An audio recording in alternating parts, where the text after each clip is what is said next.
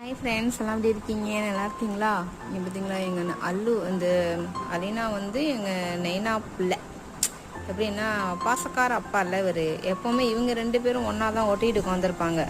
Alpha தான் அவங்க அம்மா கூடயே சேர்ந்து ஒட்டிக்கிட்டு இருப்போம். இவன் எப்போ பார்த்தாலும் அவங்க அப்பா எங்கே இருக்காரோ அங்கே தான் வந்து உட்காந்துருப்போம். இப்போ என்னன்னா, நான் சொன்னேன்ல அன்னைக்கு உடம்பு முடியாதப்போ அப்படி தான் நக்கி விட்டானா.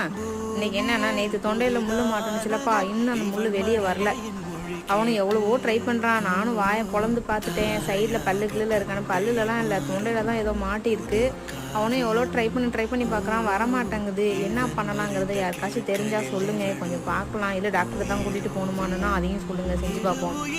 பாவமாக இருக்குது பார்த்தா. வாயிலேருந்து சாப்பிட மாட்டாங்களாம். சாப்பிட்றதுன்னு போகிறான், ஆனால் சாப்பிட மாட்டாங்களாம். உடனே அப்படியே டயர்டாக வாமிட் பண்ணுற மாதிரி பண்ணி அப்படியே உட்காந்துக்கிறான்ப்பா. பாவமாக இருக்குது பிள்ளைய பார்த்தா. அதுக்கு தான் அவங்க அப்பா கிட்ட வந்து உட்காந்து ஹெல்ப் கேட்டுக்கிட்டாரு. டேடி ஏதாச்சும் ஒரு நாள் செய்ய முடிஞ்சா செய் டேடி அப்படின்னு.